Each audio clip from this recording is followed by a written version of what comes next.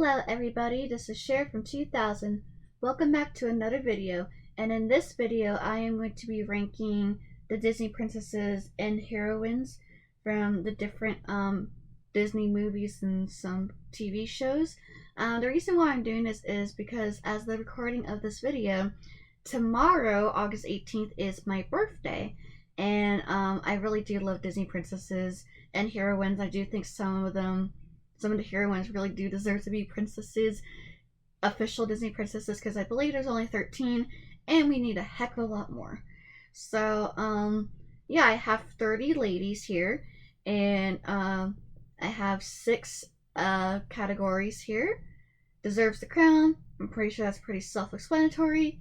Iconic, that's also pretty self-explanatory. Fairest of them all, now even though this is mainly for our first princess here, when I say fairest of them all, it's pretty much like mid-tier. It's like fair but good. Slumber, I thought they were kind of meh, kind of boring. Not right for the crown. I just don't really have too many good things to say about this character. Now I know people have their favorites and everything, but sometimes the certain characters are just, it just doesn't work out. It's okay. And then unsure, because there's 30 girls on here, I may know a lot more for most of them than some others. Others I may haven't seen the movie or TV show in like a long time, so I'm kind of unsure where I would place them. And that's kind of where I would need your help. So if I do place someone on the unsure category, you can always comment down below to say where you think they deserve to be on this tier list. And like I said, I have 30 girls, from Snow White all the way to Asha. With that done and out the way, let's get started. Let's see if I can just zoom out just a wee bit. There we go. Now I can see all 30 of them. Alright, we're going to start off with the very first princess that started it all, Snow White. Now, Snow White came out in 1937, which was almost a century from now. Wow, I can't believe it. And like I said, she's the one that basically started it all, if you don't count, Mickey Mouse or whatever. But as far as full-length movies and characters, heroines, Snow White is your girl. She is very kind. She is very sweet. She, helps tidy up the dwarves' cabin, helps them, makes dinner for them, helps them learn how to be polite, wash hands. She, like I said, she's very kind. That's a good quality. Unfortunately, she is a bit naive, especially when she takes the apple from the evil queen, who's basically disguised as a peddler woman, and she falls for her tricks, and she doesn't really have a lot going on. But like I said, at least she tidies up things. She's very kind and sweet, but other than that, she's kind of So I'm debating whether I should put her fairest of them all, since that is technically her title, or Slumber, which is what she kind of does. I might come back to it. I think I might just put her in fairest of them all, since that is her title. So she's kind of like right in the middle. Next is Cinderella, 1950. So usually, especially in all the franchises I've seen with Disney princesses, usually Cinderella is considered the quote-unquote leader of the Disney princesses, even though Snow White was technically first. But just like Snow White, she's very kind, she's very sweet, despite her step-family being very cruel to her. And she just shows a little bit of kindness. I kind of find it sad, though, that she wasn't really able to rescue herself from the cellar or from the room that her stepmother locked her in, and she had to rely on the mice. But again, that was back in the day. Not everyone's perfect. But I think why people like Cinderella a lot, and especially for me, Cinderella was one of my favorite Disney princesses when I was little. I even dressed up as her, and there was like six other little girls at a daycare, and we had our own Cinderella table. It's a cute story.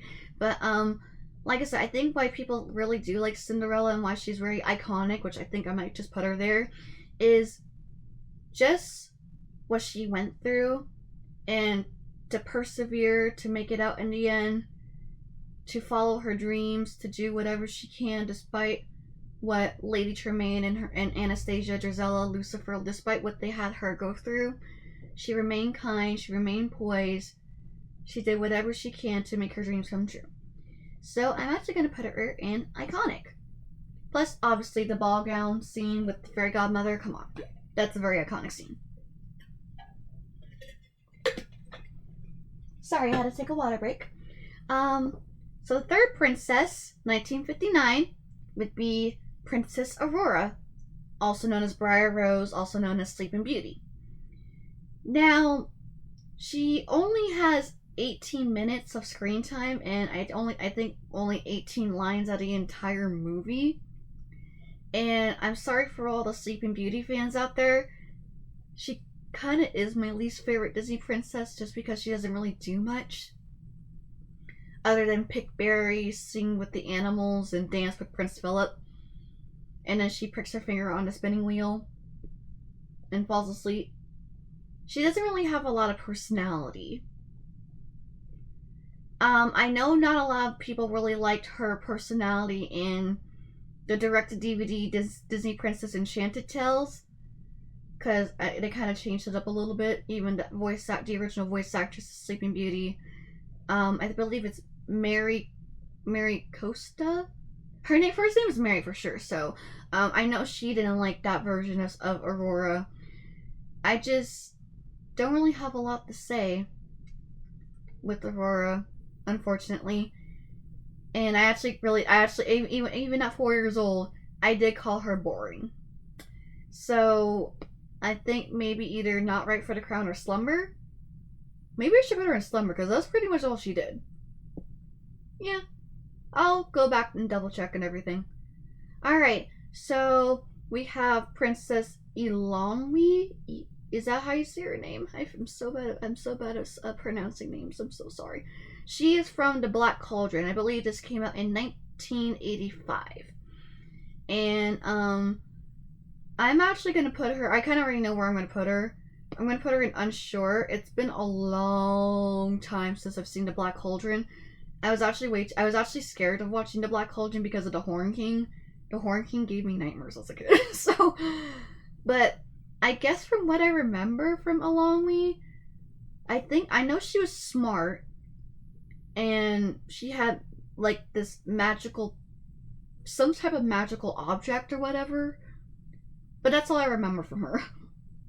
So I'm going to put her in Unsure. So I know Black Cauldron is now considered a cult classic and definitely underrated. So any Black Cauldron fans out there, if you can help me figure out where I should put Miss Eilonwy, if I'm saying her name correctly, that would be very helpful. Thank you.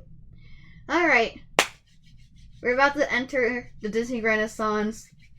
Our favorite redhead mermaid, Princess Ariel, from 1989's The Little Mermaid. Oh goodness. Ariel. I know she is definitely a fan favorite, for sure. Say what you want to say about the live action film. We're only talking about the animated one for today.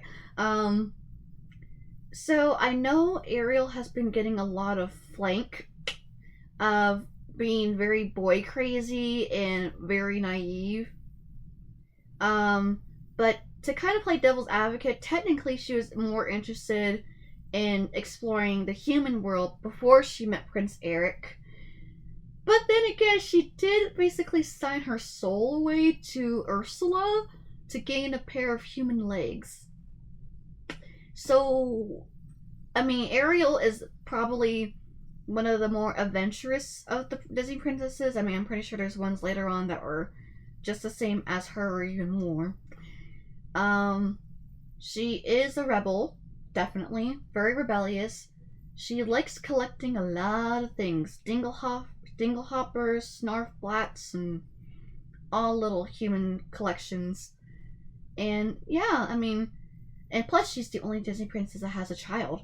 We're gonna get to her daughter soon. But, honestly, I mean, I actually really do like Ariel. I think Ariel is pretty nice. Yeah, she has some things that are kind of lackluster, and her decision making isn't quite the best, especially with her and Ursula and her basically signing that scroll, man. That's kind of like a point off. But I can't really fault her for that. So I'm going to put her in iconic because she is an iconic princess. So now we're going to move on to the 90s. Belle, Beauty and the Beast. Did you guys know that Belle means beauty? So Belle is the bookworm. She is very knowledgeable. She is very smart. But, you know, she basically teaches everyone in the village, in the castle with the beasts, and even Gaston, that there's more to beauty from outside than, you know, within or whatever. Don't judge a book by its cover. Even though she is considered beautiful, she has more than just that. She is very smart. She is very kind. She stands up for herself. Even though she was terrified of the beast, she basically stand up for herself and basically called him out because he frightened her, which led her being almost eaten by wolves until he saved her. Plus, honestly, I think I really love her. I love her dresses in this movie. At least the first movie. I know she has 2 other sequels, although we don't talk about Belle's Magical World here. It still gives me nightmares. But Christmas, I like Enchanted Christmas, though. I know not a lot of people like that one. I like that one, okay? I will stand by. I like Belle's Enchanted Christmas. Especially Forte. Tim Curry was the goat. He was the goat of that movie. Okay. Props to Tim Curry. But anyways, Belle, like I said, she's very kind. She's very sweet. She's very knowledgeable. And honestly, I think she does deserve the crown. She really does deserve to be a princess. So now we're going to go to my favorite Disney princess from my childhood, Princess Jasmine from 1992's Aladdin. And she is, well, besides our next one, actually there is a couple on here. But as far as official Disney princesses, she's the only one that's not a main character. If we're counting official. Unofficial, then she wouldn't be the only one. Jasmine, she is feisty. She is not a prize to be won. I really do love that quote. It was chef's kiss.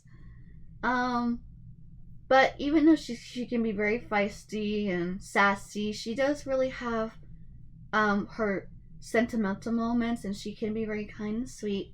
I know I keep saying that a lot. It's a repeat, but it's kind of true though.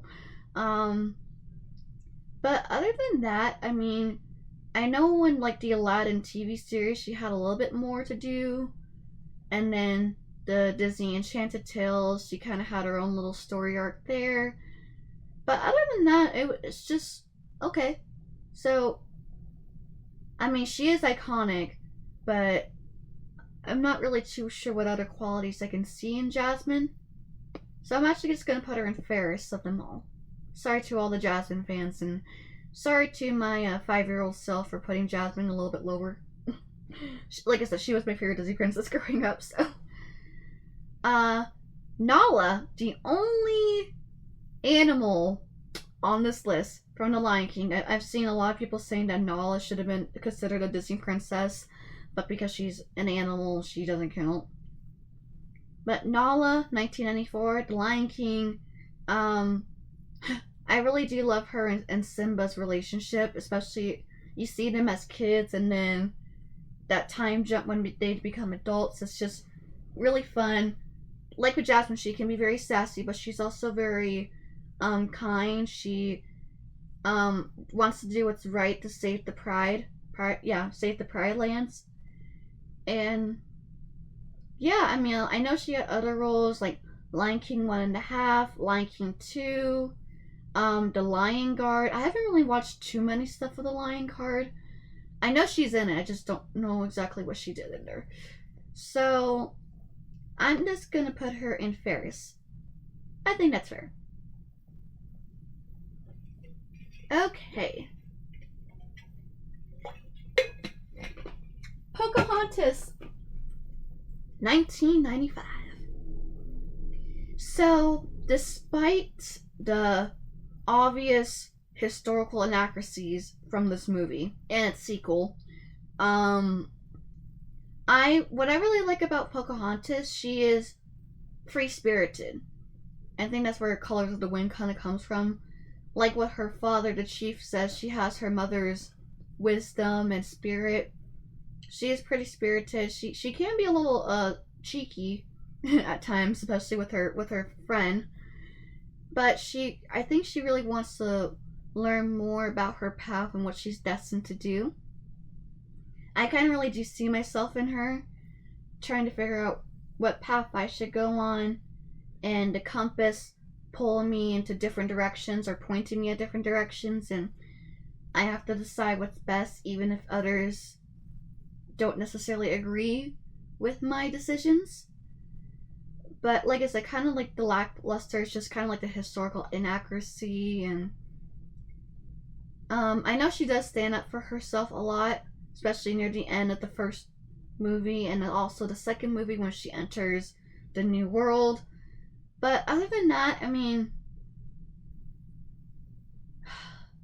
this is a tough one. I don't know. I don't know if I should say not right for the crown. I mean, I don't know. I don't know where she should. Maybe I should put Pocahontas and Unsure just for now. I'll come back to her. 1996, Esmeralda from The Hunchback of Notre Dame. I really did like Demi Moore's performance of Esmeralda. Once again, she is very feisty. She stands up for herself as she stands up for others. I really did like that scene where she comforts Quasimodo during the Festival of Fools, and she shows kindness to him despite Quasimodo's appearance, and she stands for justice. Oh gosh, I love that. I just love saying that, justice. The way she said it was so good. And she was willing to put her life and risk to save the ones she loves from Frollo. And we don't talk about the sequel because, oh god, the sequel was horrendous.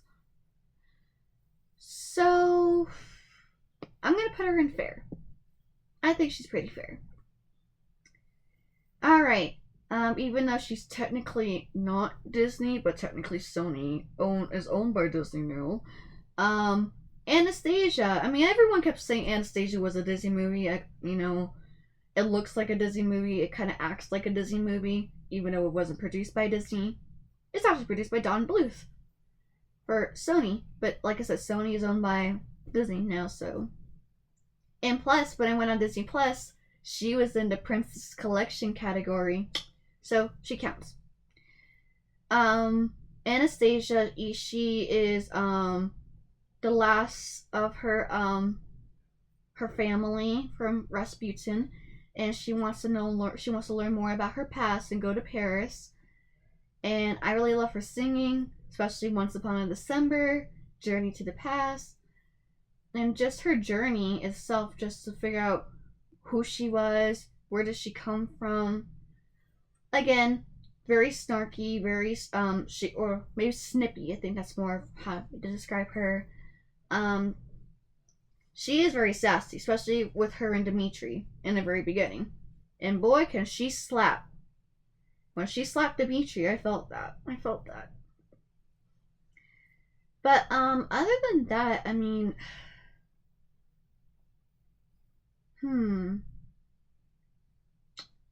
I think I'm gonna put her in fair. Like I said, I might come back to some of them just in case. But yeah. 1997. We're back in 97 again. But we're gonna see Megara, or just Meg, as her friends call her, if she even had any friends, from Hercules.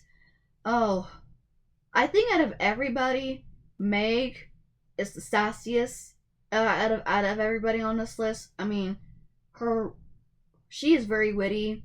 She has one-liners. Meg. Susan Egan did her justice. She played the role pretty well. Yeah, she might have started off working with Hades, but, she basically sold her soul to save her boyfriend's life, but then her boyfriend basically cheated on her, so. And, yeah, I mean, I really love Meg. I think Meg is amazing, and she sacrificed herself for Hercules, and it's just amazing. I mean, honestly, I think deserves the crown or iconic. I think I'm going to put her more in iconic, just because she just has a lot of funny moments, and I just love her personality. Okay, 1998, Mulan. Mulan's pretty easy. She deserves the crown. She saved an entire country, God, for God's sake. Okay, she saved an entire country. She basically disguised herself as a man to take her father's place in the war against the Huns. And one of my favorite songs from Disney is "I'll Make a Man Out of You." I love that song, and I love how Mulan, she started off being imperfect. I love Mulan's journey. Not a lot of people take her seriously. She's a woman. She's considered second class, and yet she constantly has to prove herself that she is more than what she's given. And that journey, especially near the end, where she proves everyone wrong and she reclaims her honor, it's just amazing. And like I said, with I'll Make a Man Out of You, when she had to get the arrow and she had to use the little the metals, it's some type of like metal. She had to basically climb her way up the pole, and she struggled, but she pushed through. And she's strong. She is courageous. So she definitely deserves the crown.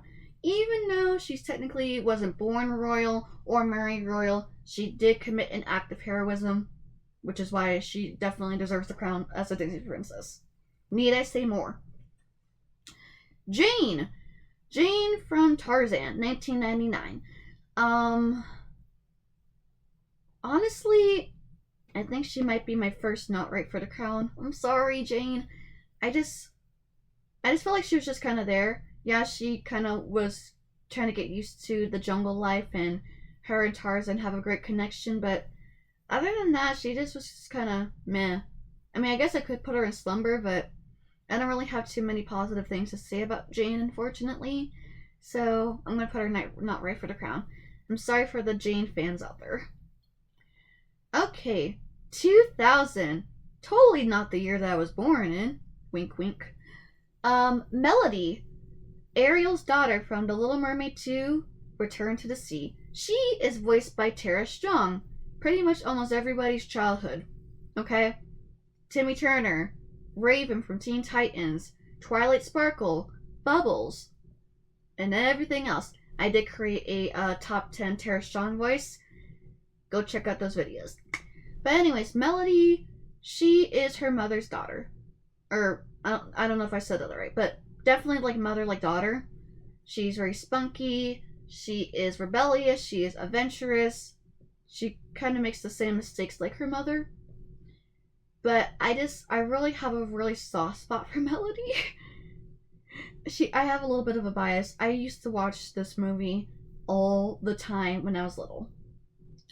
And I just loved it. Even though it's just basically a rehash of The Little Mermaid, I have a soft spot for this movie. So, just to make it fair, I'm going to put her in fairs. Okay? Yes, she does make the same mistakes as her mother. Yes, it's just basically a rehash of the first movie. But I can't say no to Melody. I'm sorry. And I love Tara Strong. So, plus, I was able to meet Tara Strong, and I actually did sing for a moment with her last year. It was a magical time. Okay. I believe Atlantis the Lost Empire came out in 2001? 2001 or 2002? 2001.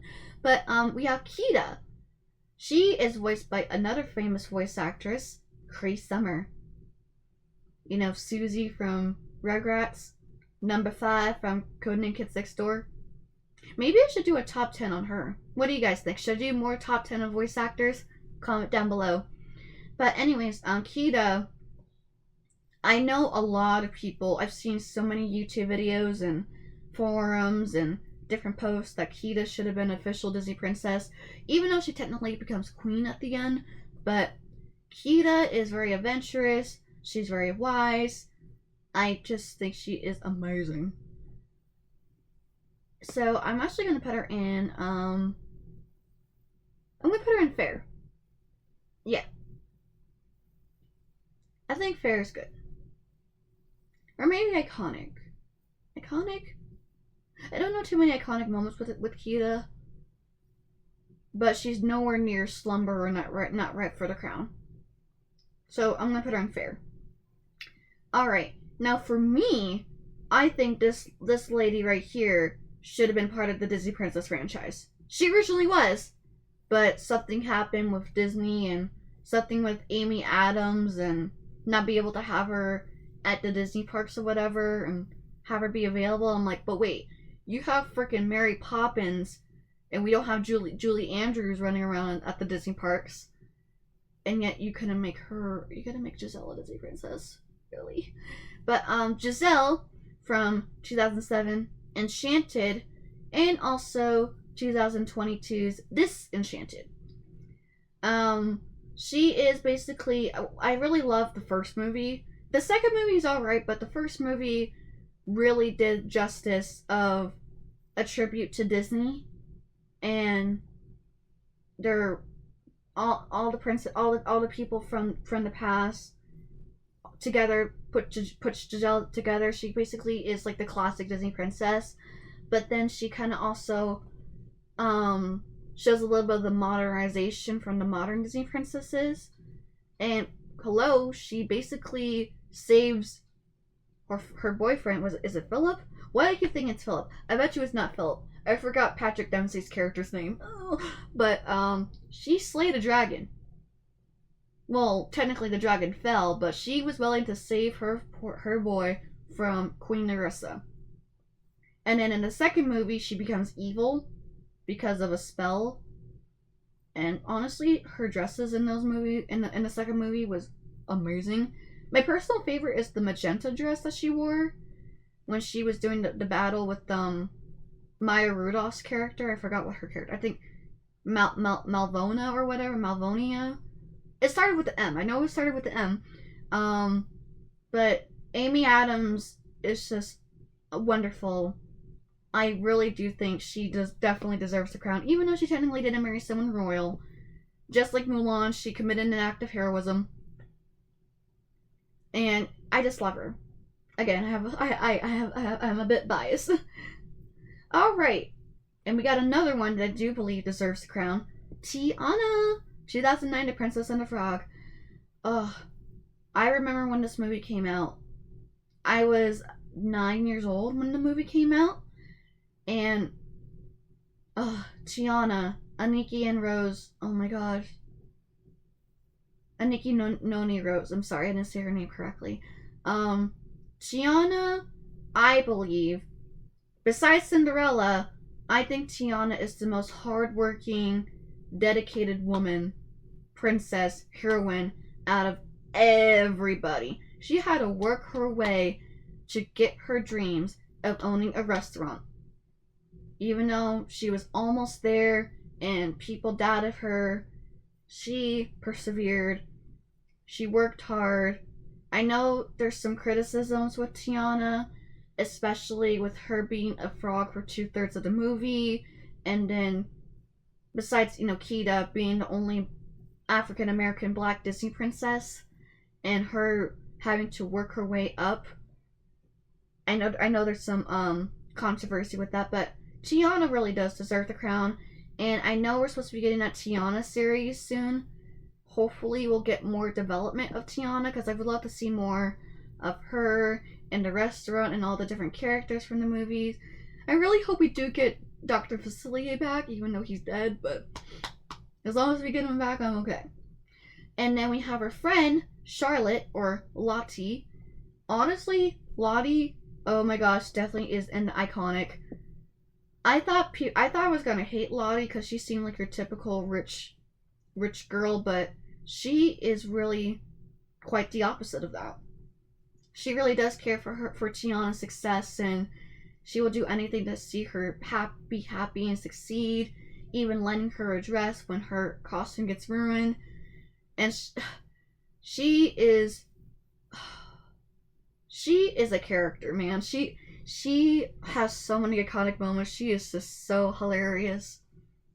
So I honestly do think Lottie is very iconic. Okay, now we get to the 3D girls. Starting with Rapunzel from 2010's Tangled. So, a little known fact for me. Rapunzel secretly might be my favorite Disney princess. Second would be Moana, but I think honestly Rapunzel might be my favorite Disney princess. So once again, I'm showing bias, and I'm putting her in deserves the crown. She is kidnapped by Gothel. She spent 18 years of her life in a tower, not knowing anything about the outside world. But she's very curious. She's very kind. Yeah, she could be a little bit naive, and I'm so confused on how she was able to figure out that Gothel kidnapped her and that she was really a princess from the Kingdom of Corona. And yeah, that was weird. But Mandy Moore, she did a fabulous job portraying Rapunzel, and I really do also love Rapunzel in Tangled the series, also known as Rapunzel's Tangled Adventure. I love her progression as a character from the beginning to the end of that, and I really do hope we see more Rapunzel and a lot more stuff. I know last year there was like a Lego Disney Princess special where Gaston was the villain and Rapunzel was in it along with Ariel, Tiana, Moana, and Snow White.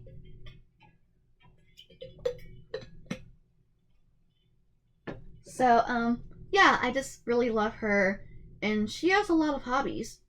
Reading books, painting, sculpting, paper mache, guitar. Oh, there's just way too many. I had to re-listen to When My Life Began because she has so many activities there. And I really do love Rapunzel. She's really sweet.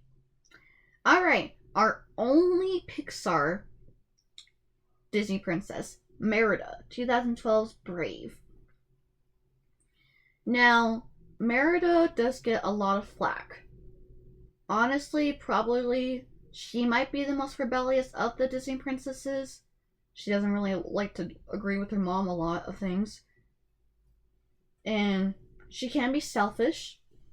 After all, she basically turned her mom into a bear because of disagreements. But I really do like that Merida is brave and she is very courageous and she wants to set things right and rekindle her relationship with her mother. I don't know. And she's pretty good at archery. Honestly, I was thinking about doing archery because of Merida, but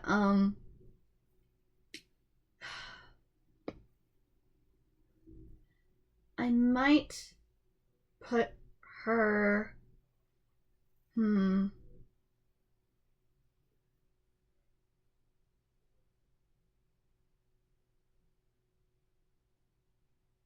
But I just.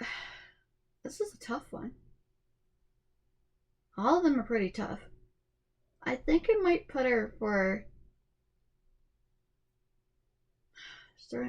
I mean, I did give her some positives. I just don't know if I gave her enough positives to boost her up just a wee bit. You see there? Wee bit.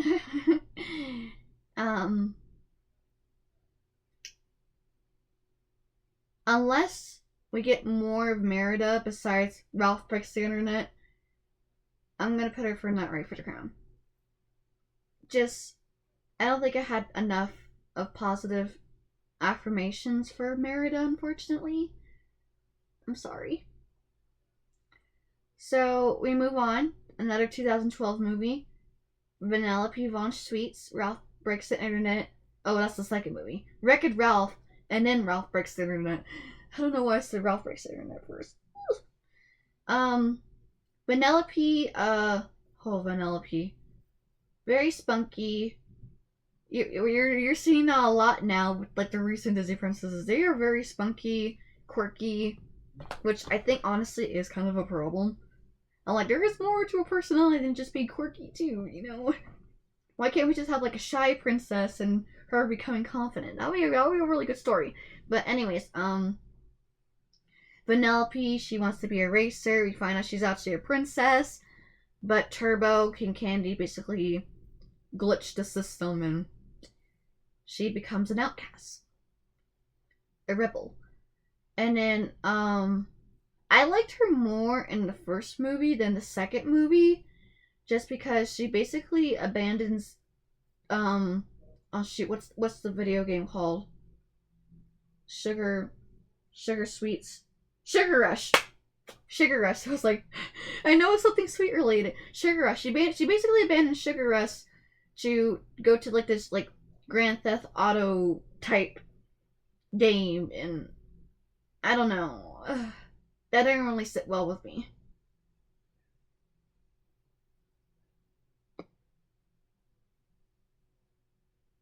Hmm.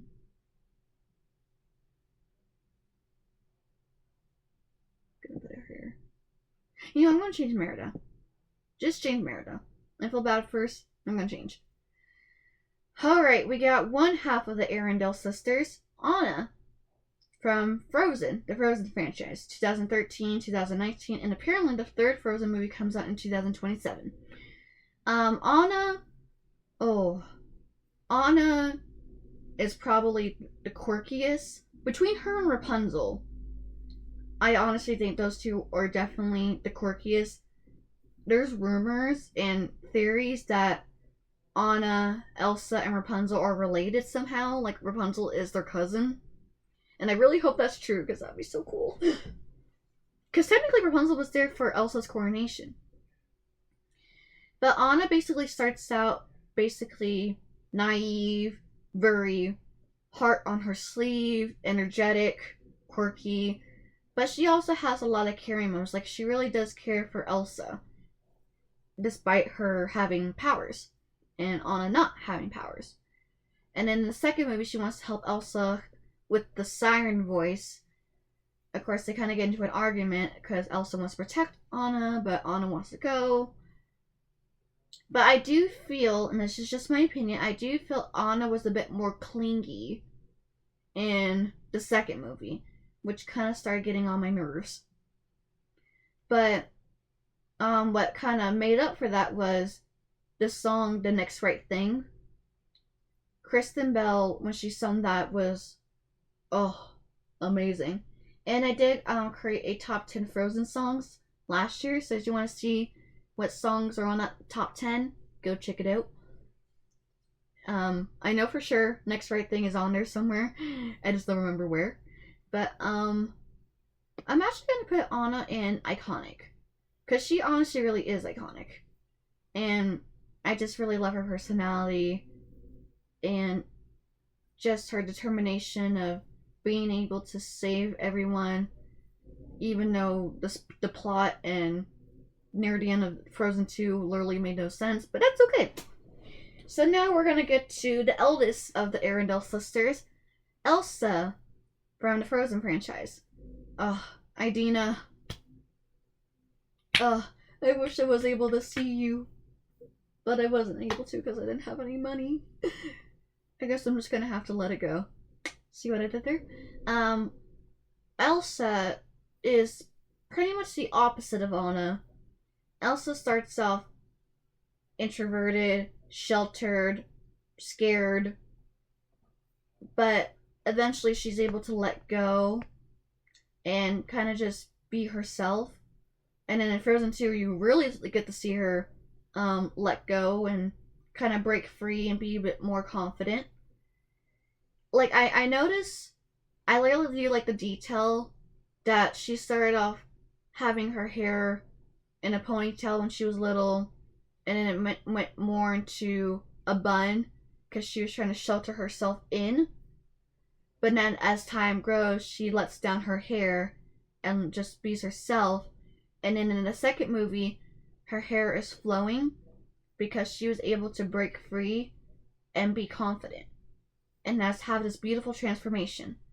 Now I will say, I may agree with some of the critics, Elsa, she definitely has some flaws, that's for sure. She how do I want to say this?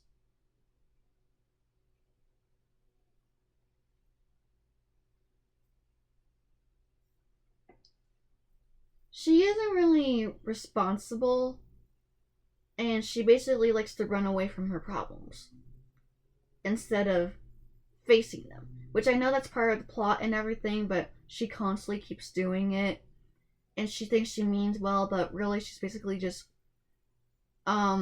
diverting and putting a wedge between her relationships with everybody, especially with her sister.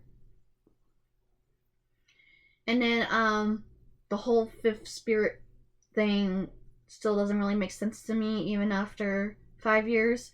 Hopefully in Frozen 3, both her and Anna will have some type of development.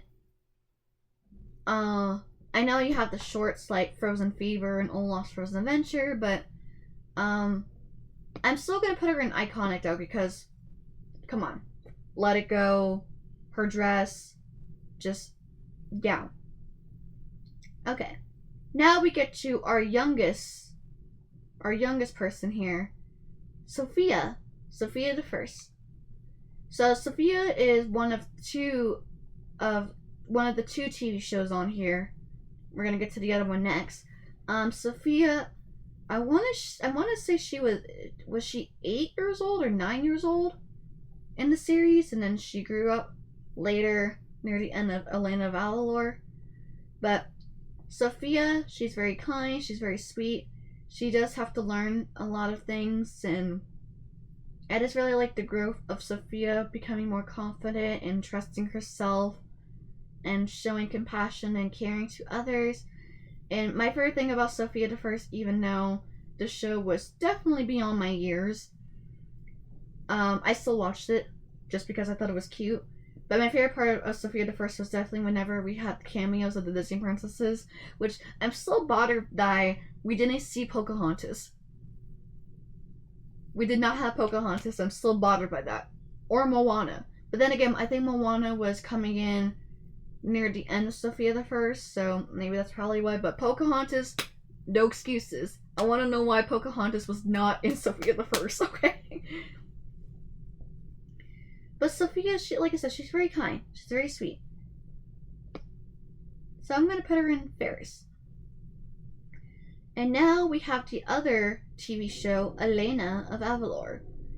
I know the reason why she's not technically official Disney princess is because she was introduced in a TV series. And yeah, but other than that, she's technically royalty. She has animal friends. She's royal descent. She basically saves her kingdom multiple times. I'm sorry, my neighbors are outside driving or whatever. I still don't understand why she didn't make the cut. I'm gonna put her in Ferris, though. Or maybe I should put her in Unsure. Because it has been technically a while since I've seen Elena of Avalor. I do know she can be very quirky. Again, quirky trope. Quirky trope. Oh Lord. But she does care for her kingdom, her family, despite what happened to her parents. And yeah. Moana. I'm excited about the second one coming out this year. But for now, we're just going to focus on the first film, seeing how the second film hasn't even been released yet. Moana is headstrong, adventurous, again, quirky. You're seeing the pattern here. And daughter of the chief. And she just wants to learn more about her people, and she wants to save her people from the destruction. And she was able to tame Taka and transform the spirit back to Tafiti. Sometimes, like I said, sometimes she could be a bit stubborn and headstrong, but I really do like Moana. And like I said, she's my second favorite Disney princess, so I think she does deserve the crown. Raya! Oh boy, Raya. Oh, by the way, Moana 2016. Elena also 2016. Sophia the First was like 2012, and then she got into her series in 2013. So yeah. But Raya, she was released during the pandemic, 2021. Raya and the Last Dragon. Now, Raya, me personally, I don't really see a lot of the quirkiness with Raya. I think she's more stubborn, a little bit more serious, sometimes sarcastic. That's a lot of S's. And she has a lot of trust issues, especially after what happened to her father and being betrayed. And honestly, I mean, I might just have to put her for not right for the crown. I really like her martial arts skills, but I just I don't really have a lot of positive things to say for Raya. And so I liked the movie at first, but then when I did a couple of rewatch, I kind of liked the movie less and less.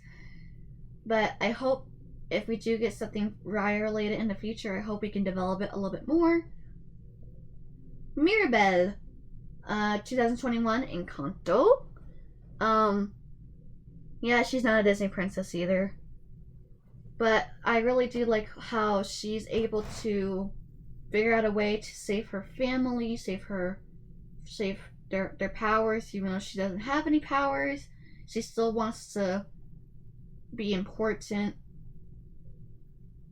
Like I said, she is very quirky, stubborn, headstrong. So I'm seeing a lot of patterns here, and I'm noticing that, especially with the recent entries on here.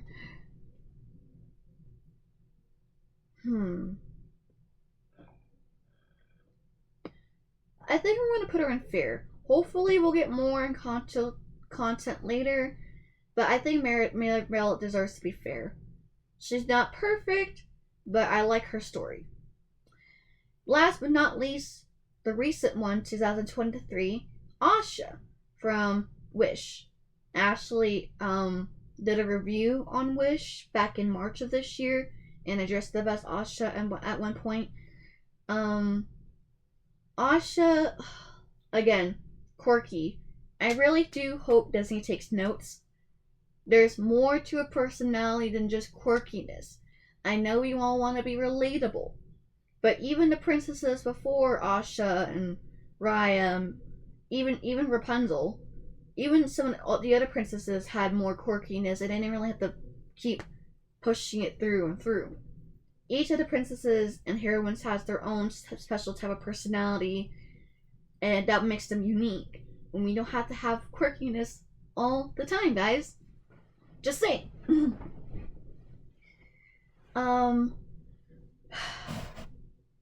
Like I said before when I reviewed Wish, I don't think Wish is all that bad, but I don't think it's all that good either. And again, Asha's motivations can be seen more as villainous than heroic. So, and plus she's basically supposed to be like the fairy godmother. I'm still confused on how that works. So, unfortunately, despite me kind of, enjoying Ariana DeBose's performance, I'm actually going to put her right here. Not right for the crown. If we get more Wish stuff in the future, maybe that can change. Okay. I think I ranked everybody. I'm still kind of figuring out where I should put Pocahontas, though. I think I'm going to put Pocahontas in fair. Just so she's in the middle. And then Elena, I'm also going to put her in fair. Yeah. Merida, Penelope. Yeah, I'm still unsure about Alami, though. I think